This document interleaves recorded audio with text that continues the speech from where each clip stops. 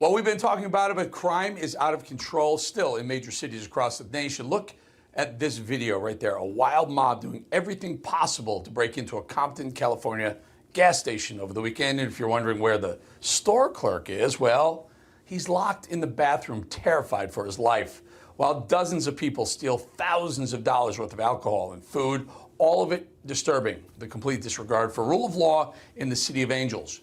Joining me now is former police officer and host of the Officer Tatum Show and podcast, Brandon Tatum. Also here, retired Chicago Police Lieutenant John Garrido. John, you're new to the show. You're welcome to the show. Chicago has a bunch of problems, and crime is out of control in Chicago. It's out of control in LA. It's out of control in New York.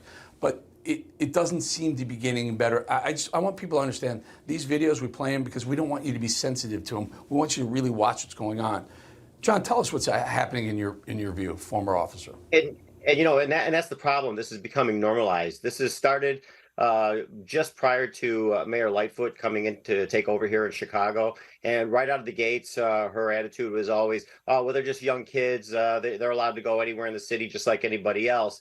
But it started off just as wildings where they were running around, and it's escalated month after month, year after year, to the point now where people are getting shot on a regular basis downtown. They're destroying vehicles. This is the first time that we actually had to have officers escorting tourists and people that are downtown just trying to shop, escorting them back to their hotels or escorting them to their cars. It is completely out of hand. And still, Mayor Lightfoot comes on and says that they've spent millions of dollars of creating safe places for these misdirected youths to go and to be with their friends. But then the new mayor coming in, Brandon Johnson, says, let's not demonize them. Let's not call it mayhem. We need to set up safe spaces for them. So he's going to double down on what she's already done. And sadly, I don't see this getting any better. Officers aren't allowed to do their job. It is so frustrating to see our city like this. Yeah, and Brandon Tatum, not Brandon Johnson from Chicago, but Brandon Tatum. The mayor says, let's not alienate these youth. I mean, these youths are already alien. Let me ask you this, Brandon. What's the root cause? Why are these young men and women acting like this, in your opinion? Well, Eric, it starts with what I would call the bigotry of low expectations. Somehow, there's no expectations for young black people to act like they have common sense. And I would say that the origin of it starts with the lack of God retained in the household, and then the lack of fathers. Because if you don't have a daddy at home, and you don't have a male figure at home that could tell you, you go down there and act a fool, I'm gonna whoop you, then society just goes crazy. These young kids, clearly they don't have parents that are taking care of them. There's no way whatsoever on God's green earth that I could go down there and do that with my father in the house. It wouldn't happen.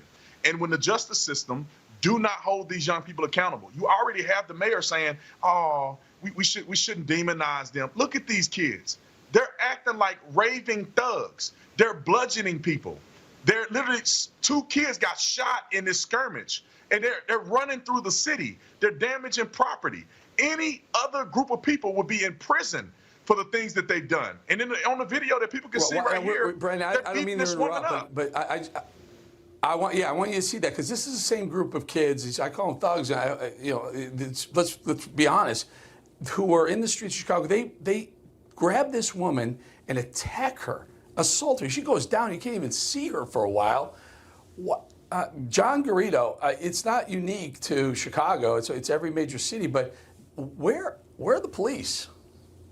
Well, the problem is the police aren't allowed to do their job.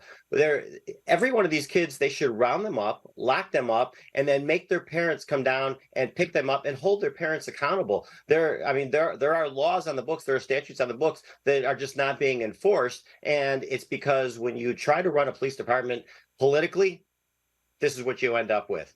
This is exactly what you end up with. They're not letting the officers do their job. The officers are told to stand back. They're to give the kids room to be able to basically just wear themselves out. Apparently, they'll come away with maybe 5, 6, 7 arrests. They'll lock up a few of them, but there should be a mass arrest situation. They should be grabbing them all and dragging them in. And those that are minors, which are probably the good majority of them, drag their parents in, make their parents come and get them. But there's zero accountability. There you go. They're absolutely going to come back again. There you go.